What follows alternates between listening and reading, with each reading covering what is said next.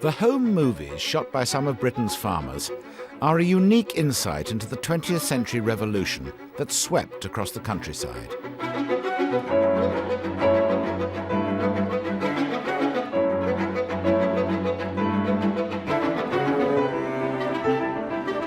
It was a revolution that changed every area of farming, and the way farmers grew fruit and vegetables changed more than any other. We think of horticulture as kind of big gardening, but in some ways it's the most technically complex and one of the most technically advanced sectors of agriculture, and has been so for at least 150 years. How did horticulture go from this to this? Why did we move from produce being grown outside to under acres of carefully controlled microclimates? And why did so many small-scale producers, at one time the backbone of the industry, lose out? If you go back, we were a name and now we're just a number, and if that number is not there next year, nobody's really going to mind. Told through the home movies of the people who experience these changes, this is the story of the horticultural revolution from the grower's point of view.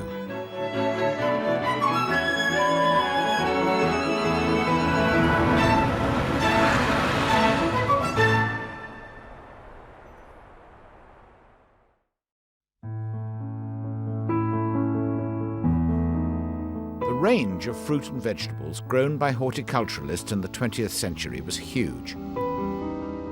By following the growing season of three of the most popular, strawberries, tomatoes and apples, this program reveals the way horticulturalists developed new growing or propagation techniques.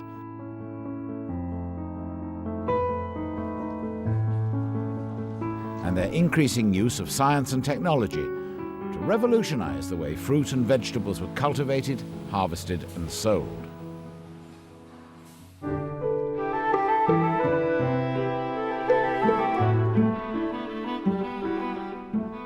In the early part of the last century, the varieties that horticulturalists could grow depended very much on where they farmed. Climate and soil determined everything. Apples were grown commercially in Kent, Herefordshire and the counties of southwest England. These orchards belonged to a large country estate in Somerset. They're owned and farmed by Jonathan Hoskins. Well, the land that I farm at the moment has been in the family since 1760. My ancestors were involved in banking, locally in banking, and further afield with tea and Ceylon. In the early years of the 20th century, land on the estate was rented to tenant farmers. But by the 1930s, low prices and low rents led to changes in the way the estate was run. My grandfather, who was the oldest ancestor that I knew, would have considered himself a landowner rather than a farmer. Although in the latter part of his life he got involved in farming, including planting the farm as we see it today back in the 1930s and developing his estate as it was then, which actually involved mostly selling it off in the late 50s to invest in the fruit farms.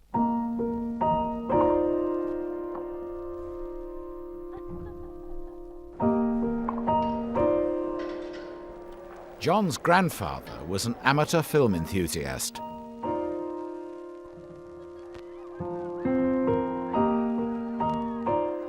As well as recording a whole range of family events and activities, he filmed the commercial fruit farm that he was developing.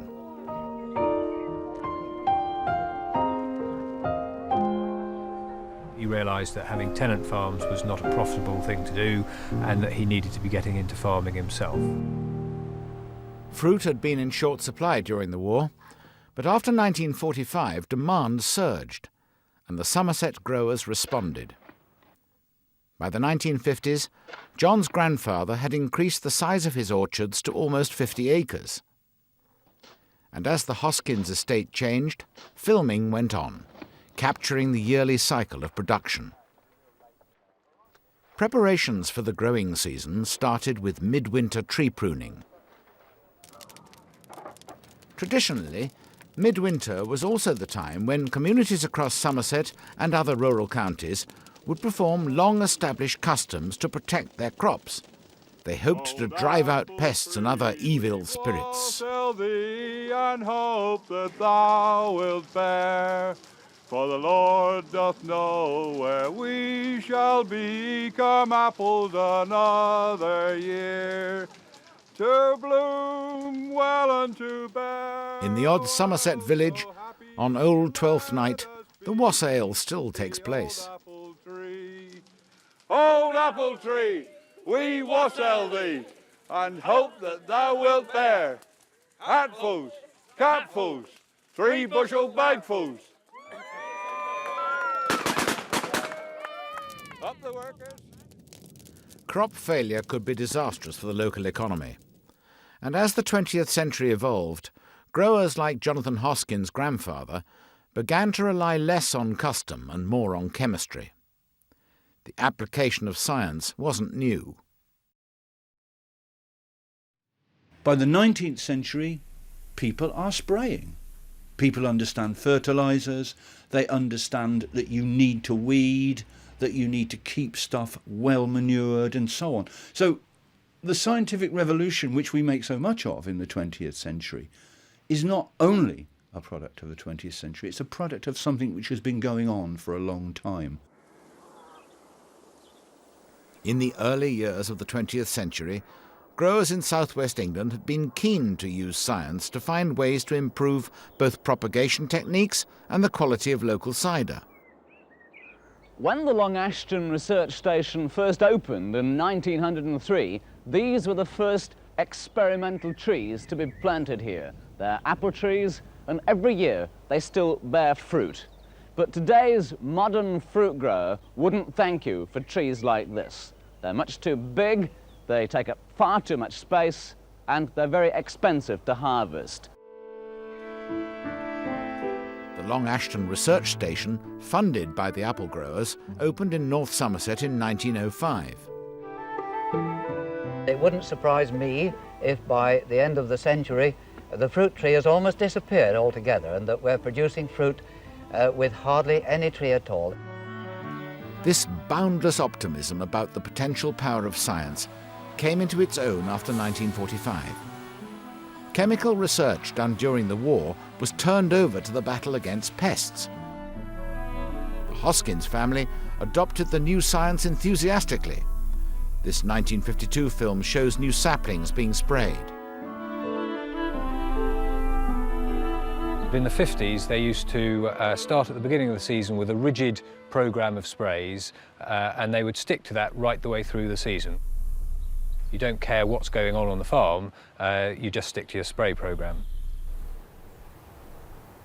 In the old farm office, there is still a spray programme written on the wall, and it would not have varied from year to year, effectively, unless ICI, as it was then, bought out a new chemical and they wanted to make a little bit more money by pushing it.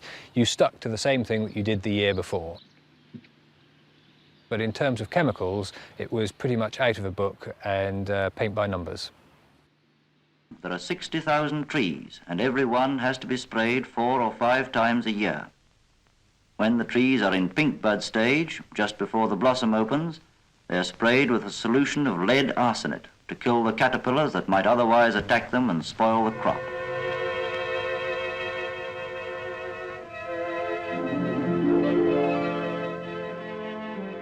What you have to remember now, looking back from the high point of the first part of the 21st century, is that 60 years ago, chemicals of this kind were seen as saviours. They saved labour, they increased productivity, they attacked pests which could completely destroy a crop almost literally overnight. They also dealt with weeds and competitor plants in a way which was unthinkable by hand or by normal machine. It's mid-April at Jonathan Hoskin's Somerset fruit farm. After 1986, the use of pesticides became more strictly controlled. Whilst they're still useful to Jonathan Hoskins, he applies them more selectively. This is a Discovery orchard, which is the first variety that we pick. There is actually, we've got a little pest here. I don't know if you can see that. That's apple sawfly. Just after it was pollinated, a little caterpillar hatched and took a munch in a little circle, and then it disappears inside.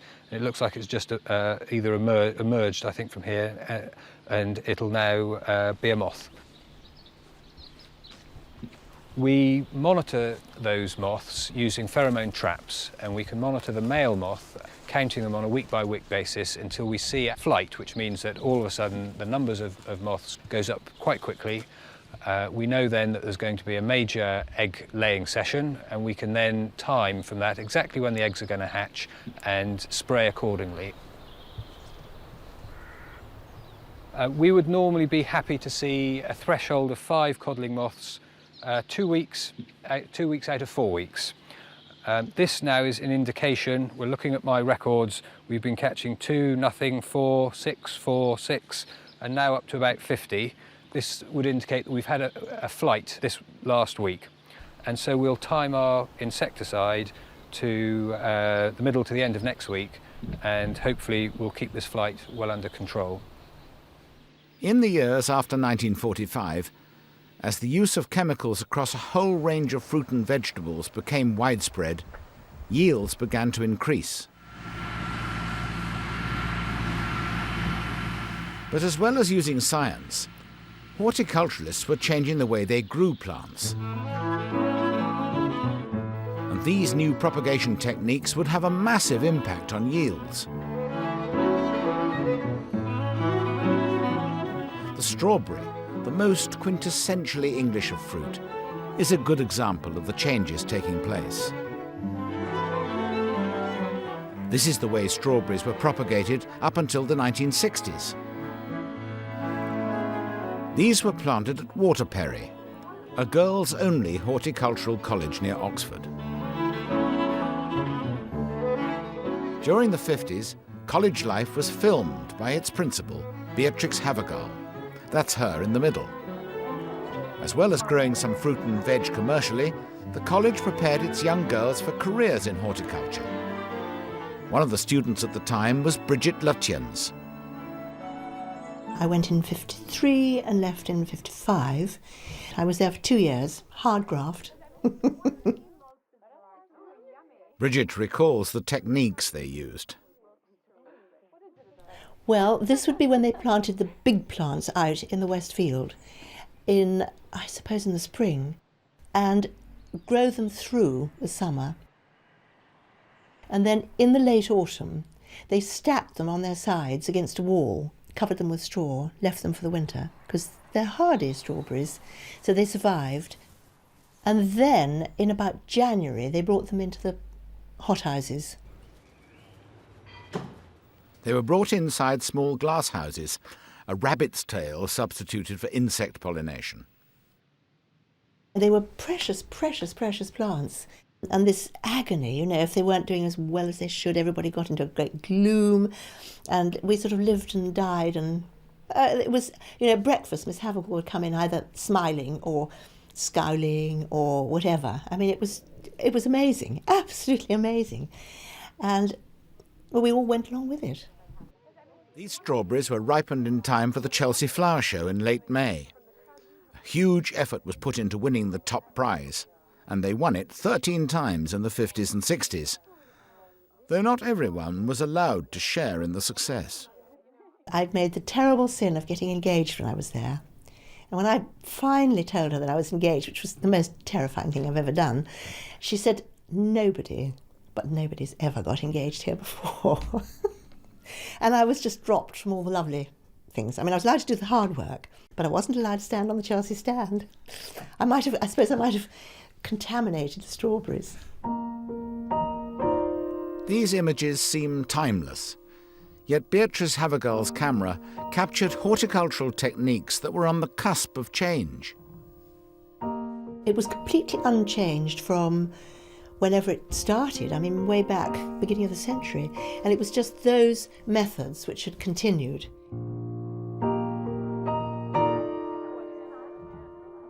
by the 60s, people were beginning to question it, and the modern world was sort of coming in, and everything changed.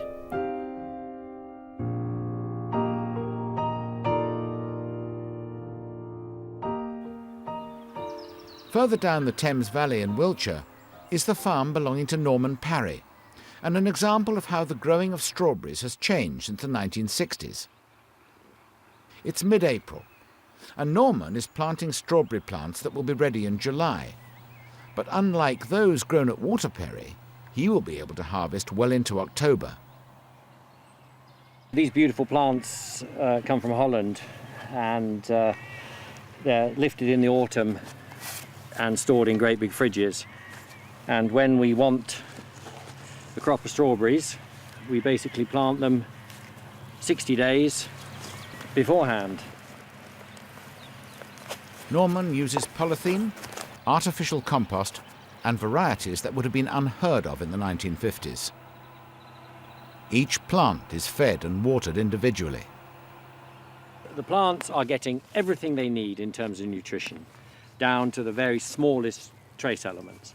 And of course that's why they look so healthy, and it's why the fruit really is extremely tasty. The roots become active in no time at all, and it would be very surprising. It wouldn't be the fault of the system if a plant failed. If a plant fails, it's because it's been broken in transit or something's wrong. But whereas in the field you might get an 80-90% take under good conditions, here it is just 100%. This crop will ripen in time for a weekend extravaganza when Norman hopes to bring in the crowds. However good the plants look depends purely on how much you sell. There's a saying in the industry that it's much better to sell a bad crop in good weather than try and sell a good crop in bad weather. The customer is king, and I have got to get the customers in. While new propagation techniques, plant varieties, and oil-based products like plastic and polythene were being used by horticulturists across the country to increase yields, one more far-reaching development was on the way: the glasshouse. The glasshouse was revolutionary because it would do something every farmer wants above everything. It would remove all the climatic uncertainties. The impact of the glasshouse on post-war horticulture is illustrated perfectly in the story of the tomato. I've red tomatoes for the gentry and lotus for the likes of you. I've pears and I've peas. There's a wonderful moment in Flora Thompson's Lark Rise when as a child she sees a tomato and spends her penny on it because it looks so beautiful and she thinks it's going to be sweet. And it's not, it's horrible, it's sharp, she hates it. And the man selling it says, "Well, gal, them's for the gentry, not for the likes of you." Yes, it's red tomatoes for the gentry, and it's places for the likes of you. Tomatoes were historically difficult to grow outdoors, and early glasshouses made them an expensive luxury for the middle classes. The one area of Britain they thrived was the Channel Islands. It was in the early years of the last century when a small number of family growers on Jersey began to produce outdoor tomatoes for the mainland. Amongst them were the Lemaistres, who started growing towards the end of the 19th century. This is Peter Lemaistre, surrounded by tomatoes in the 50s, and he carries on growing them on the island today. Well, this is quite an exciting time because this is in effect the start of a new tomato season. I sowed these tomato seedlings about 3 days ago, and as you can see, they're just beginning to germinate. The very first ones are just coming up. Seem to have a rogue here who's come up on his own. Every year the weather throws something different at you, and you wonder how this particular crop is going to grow. All these things have to be carefully nurtured because tomato seed is a very expensive commodity, especially organic tomato seed. I mean, this single little seedling alone is probably worth 20p. And when you multiply that up by the area I'm growing, about 3 acres, it's going to come to somewhere in the region of £7,500 to £8,000 for the seed alone. So you can see it's a very risky adventure. Peter is getting ready to plant out the tomato seedlings for the coming season. Because he grows outdoor tomatoes, to catch the best of the growing season, he and his father have to plant in May. When he began working in the business, it was a back-breaking job. Well, this is how we used to plant tomatoes. You'd roll out a corridor, basically a large piece of string or a long piece of string, and then set that up to provide the long straight row that would provide the basis of your tomato planting. Every tomato was planted in a couple with a man on the spade and the woman putting in the plants. I'm the woman today.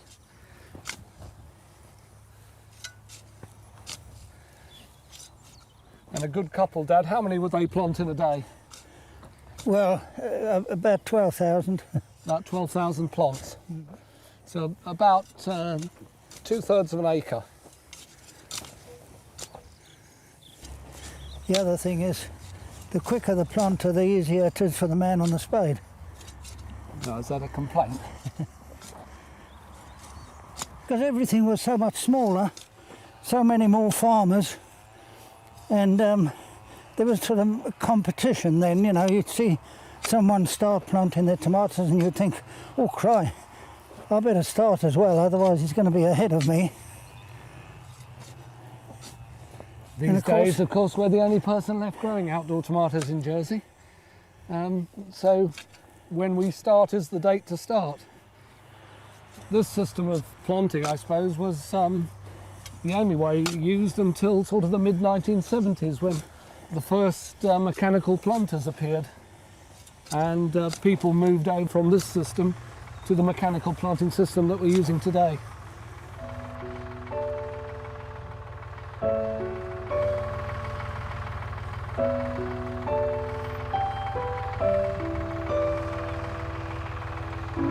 Yes, my father's very much involved, and of all the things on the farm, he still likes to get very much involved in the tomatoes. He still sows them, looks after the pricking out and the growing.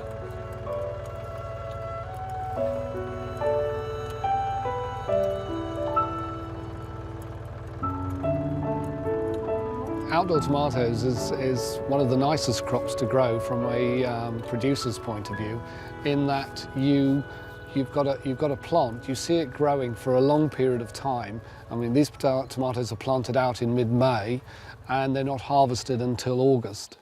And then, of course, you can look, it's not like a potato crop, which is, the crop is actually hidden under the ground. We can actually look at the tomato plant, and we've got 5 trusses of hopefully nice fruit that's going to produce a very satisfying yield of tomatoes. Close to Peter Lemaistre is another tomato grower, Stanley Payne. Like Peter, Stanley's family has been growing tomatoes for generations. His records go back to World War I. Right, I've just brought these. If we go back to tomato season 1916, you can see every tray that's been shipped. That's right. With the way they were shipped, how many were shipped, the date. Stanley and his father Bertram are looking back at their shipping records. This goes on year after year. Then you get to 39, when I started, at the first year. Bertram can remember how the German occupation of the islands in World War II halted production, and how, paradoxically, liberation helped the family business start producing for the mainland once more. I thought the war was going to finish, so I started. I planted tomatoes with the Germans still on sentry duty. Because I was planting tomatoes, and my uncle came along. He said, "You must be mad. The war's not finished yet. You won't be able to ship your tomatoes because there'll be no transport." In other words, there was more transport because they were bringing supplies in. So it all worked very well. By the 1950s, the British economy was booming, and the demand for what had once been luxury items like tomatoes was growing quickly. The tomato industry had been built up before the war, but suddenly there was this huge demand for fruit because the English in particular had been basically starved of it for 6 years. And so the Jersey grower was very quick to see the potential, and there were vast areas of outdoor tomatoes grown in the late 1940s, around 3,500 acres. What helped producers like those on Jersey to meet the growing demand was the glasshouse. After the war, glass became much more available and cheap to produce, and building techniques and materials made the houses relatively simple to construct.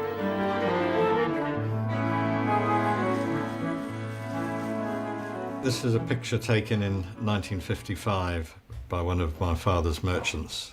It illustrates well how the industry has changed. By the 1960s, large glass houses were becoming an established feature of the rural landscape. This portrays a little bit of glass and a lot of open fields, which were all, at that time, all cultivated with tomatoes. Every little corner was cultivated with outdoor tomatoes. We now have glass all on this area and further down towards the coast. So the whole site has changed. And as Stanley and his father built new blocks, they developed new growing techniques. They added irrigation systems, and they pumped in carbon dioxide. Their houses created the optimum growing conditions, and results were spectacular. If I turn the clock back and look at the way the family started growing tomatoes, my grandfather or great-grandfather was producing something less than £1 a plant, and here we are in 2008 producing the equivalent of over 40 pounds of weight in a plant. So it really just shows how things have moved on. Stanley Payne built his last and largest glasshouse in the late 1990s. And as glasshouses became ever larger, the cost of building them brought new and much bigger companies into tomato production.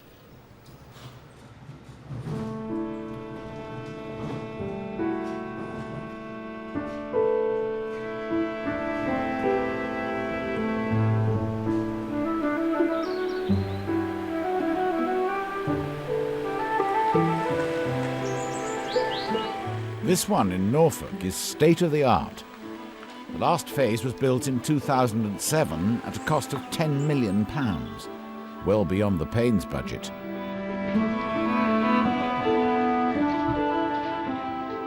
It covers more than 25 acres and produces 70 million tomatoes each year.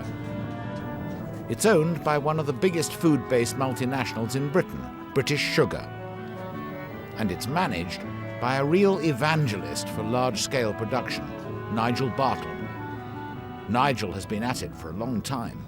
That was way back when I first started growing things, and that was the infamous Wendy house covered in polythene, which I've been much maligned about by various people over the years about having a Wendy house, but it wasn't a Wendy house, it was a Wendy house converted into a greenhouse. So it was, you could say, a novel adapted structure for protected cropping.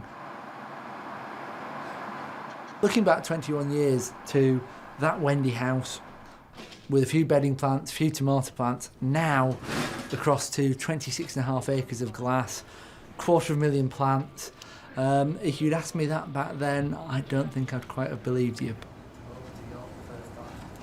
I would hope that a Victorian grower would recognise one of our tomato plants as being a tomato plant. The way we grow them is very different because we've adapted. The key bit is we've got to keep adapting. We cannot stand still. And people have got to adapt to be able to survive. These cathedral-like structures have become the symbol of the horticulturalist's final triumph over nature. In here, the concept of the growing season becomes fairly meaningless. Tomatoes can be picked from February to November. Horticulture actually is the epitome of what's happened in 20th century agriculture. It is the area where what every farmer would like to do, in a way, has come true. The total control of climatic conditions and gearing climatic conditions totally towards increasing your yield. That's all it's about, and you, in theory at least, and unless something disastrous goes wrong, you can actually do that year in, year out. By the end of the century, the revolution in output was complete. The phenomenal increase in fruit and vegetable yields was beyond anything that had been thought possible before the war. But alongside the revolution in production, the years after 1945 witnessed other equally radical changes, this time in the way fruit and vegetables were picked and sold. Agriculture as a whole in the 20th century has increased its yield enormously. And much of the harvesting of that has been dealt with by machine. Think of combine harvesters. Think even of battery milkers. Think of potato diggers.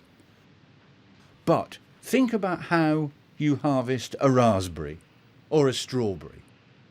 Think about how when you pick it, you squash it in your hands. A machine can't pick soft fruit and leave it whole and ready to sell in punnets in a supermarket. It might be able to harvest them enough to make jam, but even that's difficult. It's July in Wiltshire, and Norman Parry's first crop of strawberries is ready for picking. Norman's solution to the problems farmers faced in picking soft fruit is simple. His customers pick their own. This is proving to be a very difficult corner to manage because everybody's going to the overpicked fruit.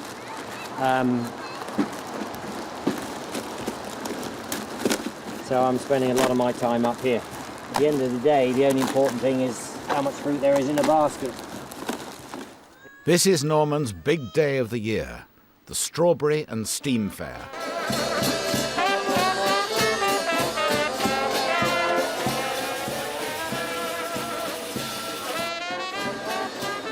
He hopes to pull in a crowd who, while enjoying the attractions, will hopefully pick a strawberry or two.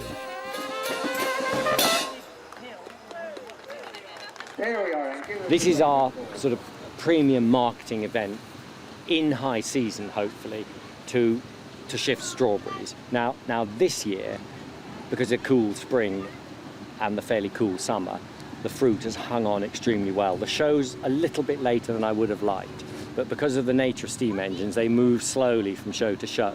And this year we had to go for the end of July. And of course the gamble is it going to rain or is the weather going to be lovely? If it rains, well, basically a lot of fruit rots. What tends to happen is the fruit gets picked from both ends. I make a conscious effort to feed people in from both ends, either by sort of telling them where it is or having signposts and walkways to guide them in. You always end up with sort of gap in the middle where it hasn't been properly picked. The pick-your-own approach to fruit became very popular in the 1970s. Up until the 50s, picking fruit had always been labour-intensive, and the work was done mainly by women and children.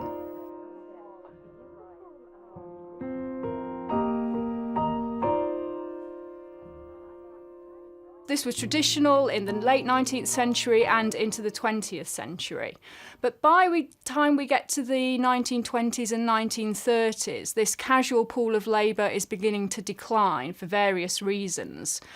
Some of them to do with the aspirations of women themselves. They simply don't want to do this, what was quite heavy, dirty and quite poorly paid work on the land.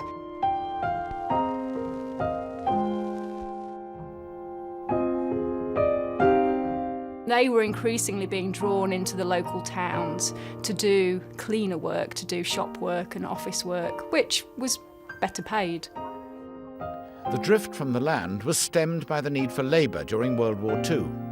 Thousands of women, often from towns and cities, joined the Women's Land Army. The taste of farming that these women developed during the war led to some surprising outcomes. Their work in the Women's Land Army often had quite a profound impact on their attitudes and expectations. Many of these urban-born women actually, although they recognised that the work was hard, really enjoyed it.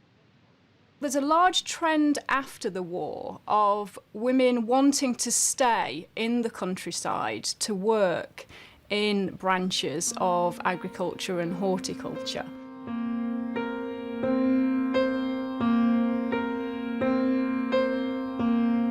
It appealed to women for different reasons, in a way. It offered urban-born women a new sense of freedom. It gave them a chance to work outdoors, if you like, to convene with nature. And many of them speak about the pleasure of actually just working on the land, watching things grow, understanding where food comes from.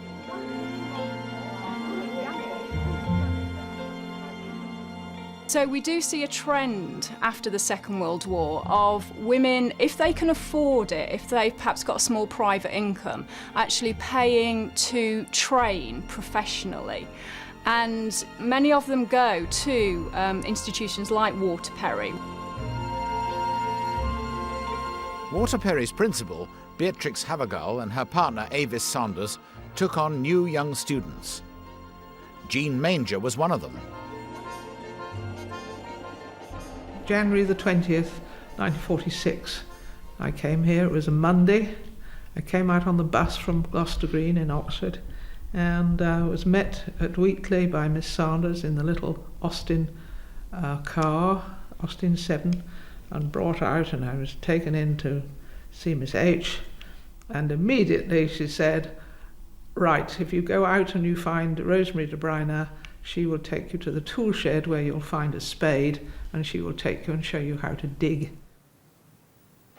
As it was a girls-only college, there was no equality of the sexes. Education was nearly always segregated in those days. You had girls' schools and boys' schools. There were very few places where girls could go to learn. And so if you set a place up for girls, then you made it just girls. And also, I think probably it was easier for them to achieve what they wanted to do if they hadn't got the competition of men with them. I think this had a lot to do with it, really. If you were segregated, you were able to concentrate on what you were doing very much more. It wasn't the added interests of a mixed community, perhaps. Well, she expected absolutely the tops, that you gave your very best.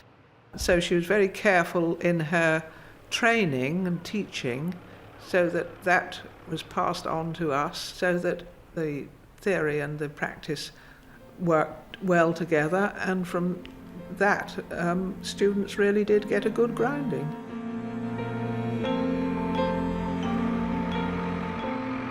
Gradually, Waterperry gave me a very great deal of confidence, and I think enabled me to develop a career of my own. I think without it, I don't know how I would have gone on. So I always look back on the time at Waterperry as a very happy time, but also a time that helped me to develop my life sensibly. While some left to forge their own careers, others became teachers at Waterperry. I was asked if I wanted to stay on or whether I wanted to go back, to report back to the Land Army and go to somewhere else. But no, I was very happy here, and she seemed very happy in what I was doing, and so that was it. It was I just stayed. In developing careers in horticulture in the 50s, Jean and Mary were unusual. In orchards like the one owned by the Hoskins family in South Somerset, women were part of a casual and unskilled workforce. Picking fruit in the late summer, sometimes with their children, they were often the wives or mothers of estate workers. Maurice Lane worked on the fruit farm from the age of 11. There I am changing the wheel there. And I had hair in those days.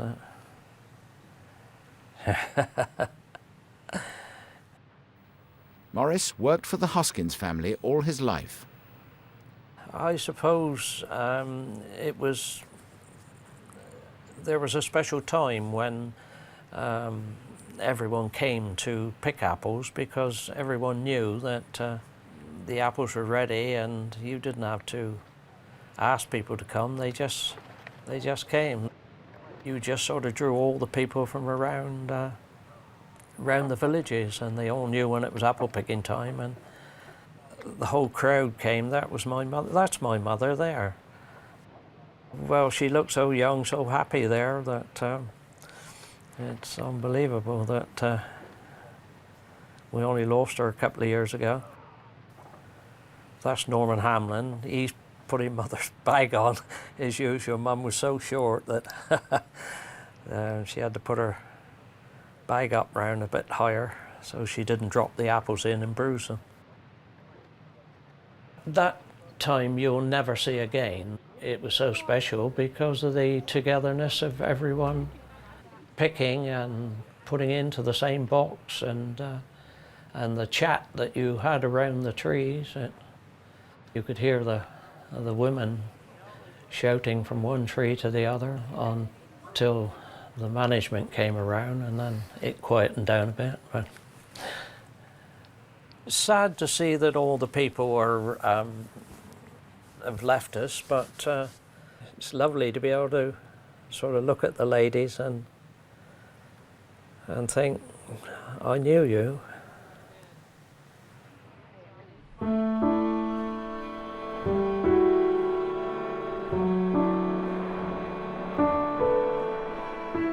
Once the apples had been picked, they were packed on site. The bomb trolley laden with full bushel boxes was reversed into and unloaded straight into what would have been the store and packing area. In the 50s, all the apples were picked into 40-pound boxes, what we call a wooden apple bushel box.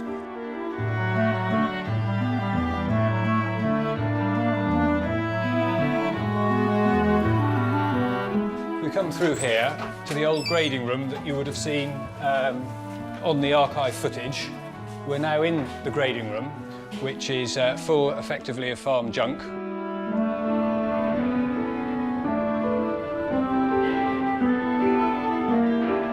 Through here, coincidentally, there is a, let's turn the lights on properly, a bit of the packing equipment that featured in the archive footage.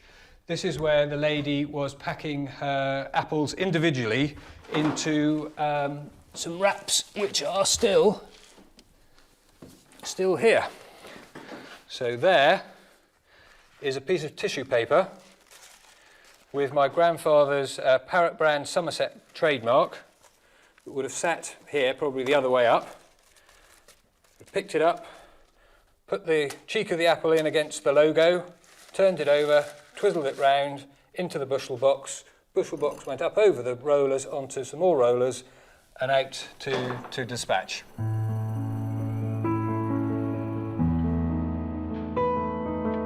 So a little bit of history that we haven't got rid of. Unfortunately, the grader wasn't quite so lucky.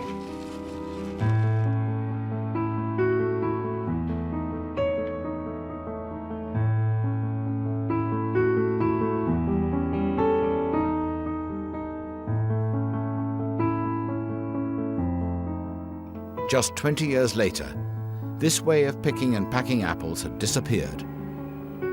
By the mid-1970s, the Somerset apple growers were in crisis. In the 70s, when we joined the common market, it was a disaster for English apple farmers, and overnight this building became redundant. Britain had joined the common market in 1973, and the impact on fruit farmers was profound.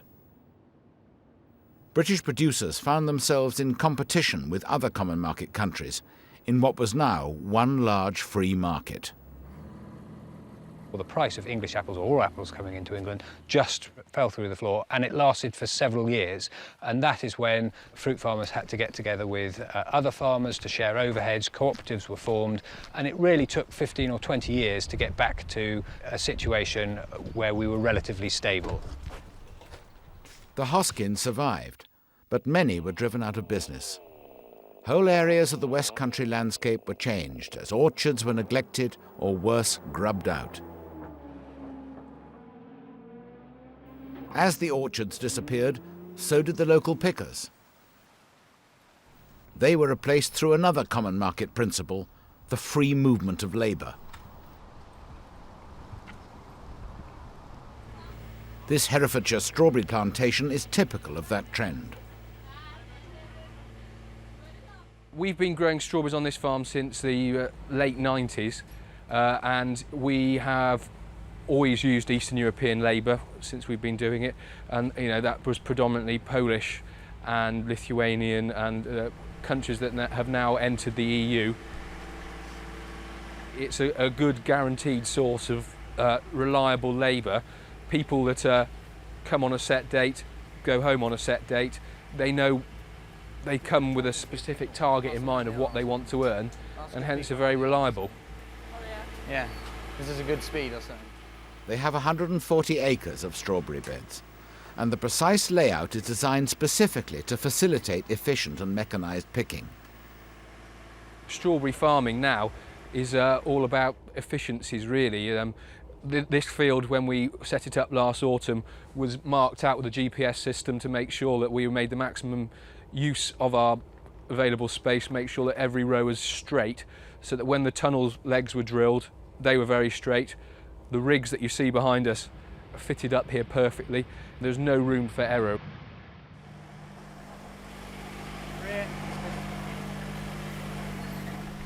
These picking rigs help aid us to pick the fruit more efficiently, really. They do that by presenting the picker with the fruit as they're literally held above the fruit, and limiting all the other things that they have to do, all the other operations, so they just pick. All the sort of lugging fruit about and scanning it and grading it and, quality control is taken out by the supervisor who stands up on the deck. Okay, what's your tray count so far? Huh? How many trays? We don't want to be paying the pickers to sort of stand around or go to the toilet. They have allotted breaks, sort of 15 minutes, about 9:30, but apart from that we really want them maximised, their picking ability maximised, so we have them spending as much time as they can next to the fruit, picking.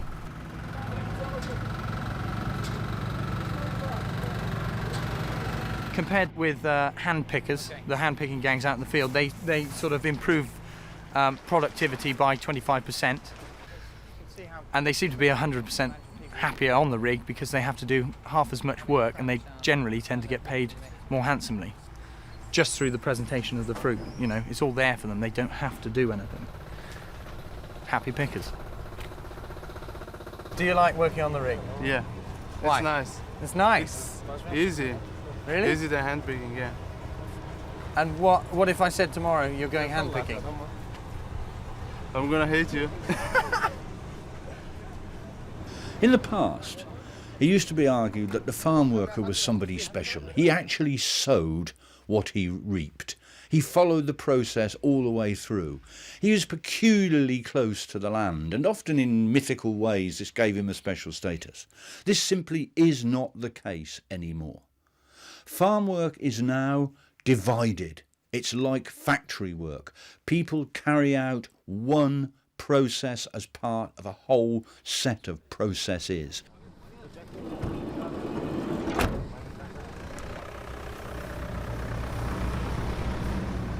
Now, what follows from the division of labour, it used to be argued, and to some extent is still argued, is what was called alienation, that you no longer feel connected to, you no longer identify with your work. And one of the things that used to be said about the farm worker was that he or she had an absolute commitment to, belief in, a love of their farm and their job. If you look at modern horticulture, one cannot even begin to think that that's the case now.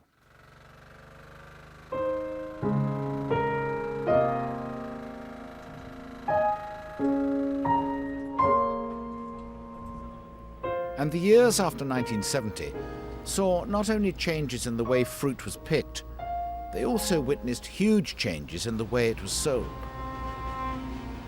These strawberries are not bound for local greengrocers. They are bound for a supermarket that has a direct contract with the growers. For many years, horticulturalists would sell their produce at the market in the nearest town. Or if they were a larger grower, they'd send their produce to wholesale markets like Covent Garden, and from there on to local greengrocers.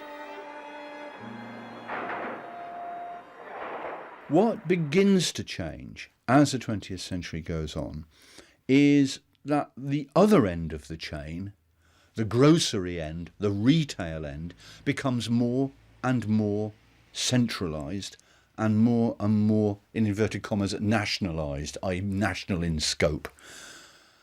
Firms like Sainsbury's, like Lipton's, like a whole range of other companies, Mac Fisheries, many of them long forgotten now, move from being 1 or 2 shops in a town to being 20 or 30 shops in an area to being 50 and 100 shops. Very quickly, the purchasing power of these chains becomes enormous. And very quickly, they recognise the power and importance of their purchasing abilities. And growers were quick to seize the new opportunities on offer.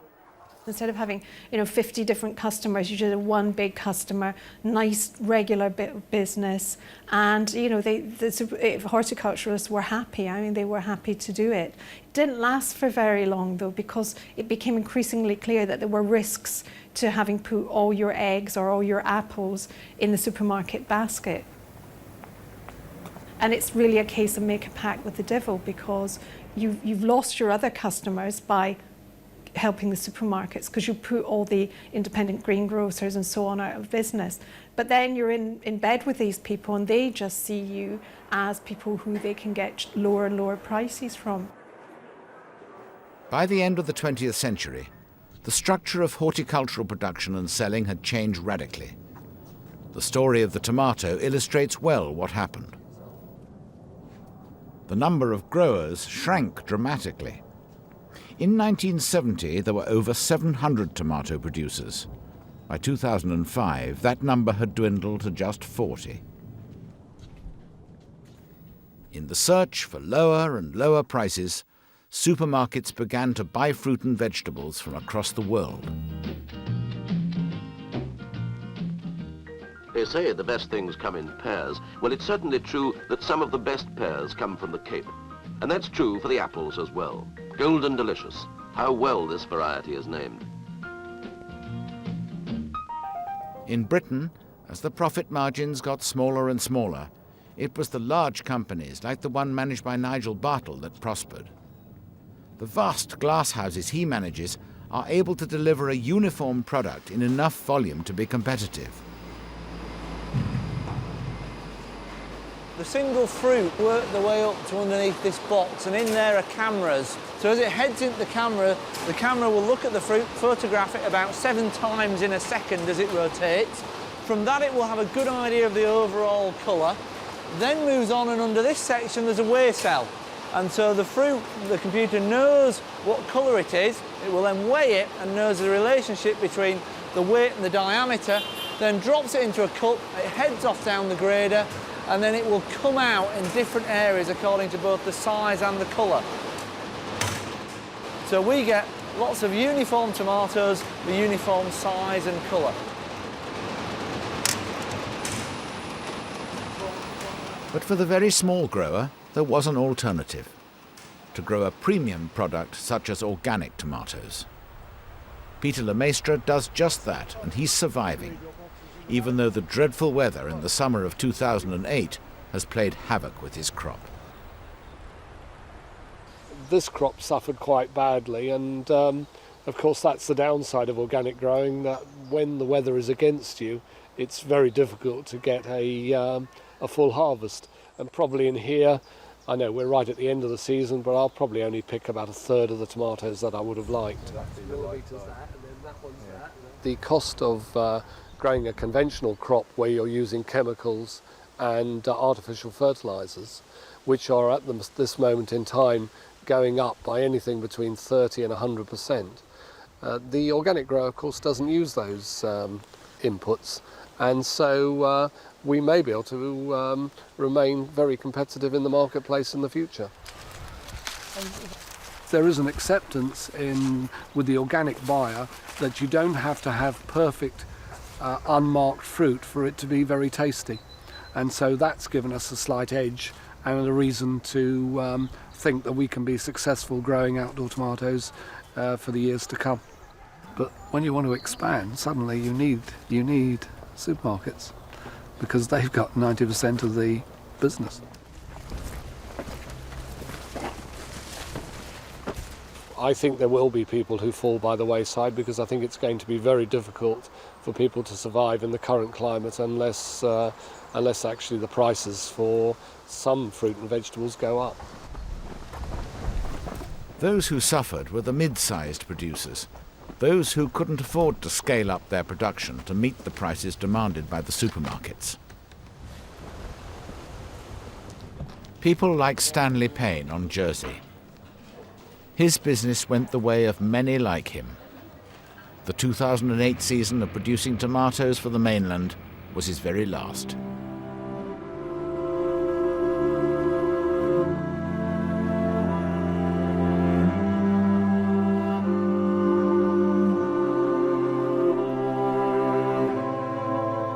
The Paynes have been growing on Jersey for 100 years, but now they are cutting down the plants in this glasshouse for the very last time. All I've ever known really is talking tomatoes, growing tomatoes, packaging tomatoes, selling tomatoes. We can't keep borrowing money to finance supermarkets. There's no return. At the end of the day, why should we, as a simple working family, be subsidising a multinational?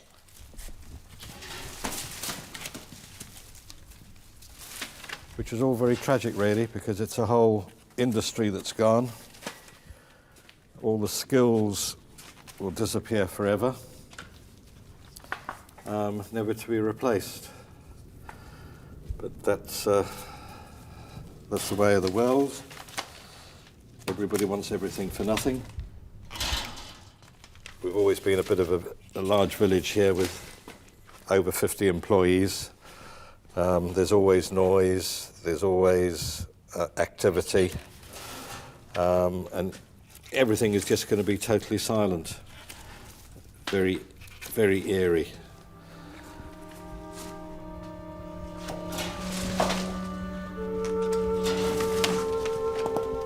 Go back 10 years ago, even 8 years ago, we were a name, and now we're just a number. And if that number is not there next year, nobody's really going to mind.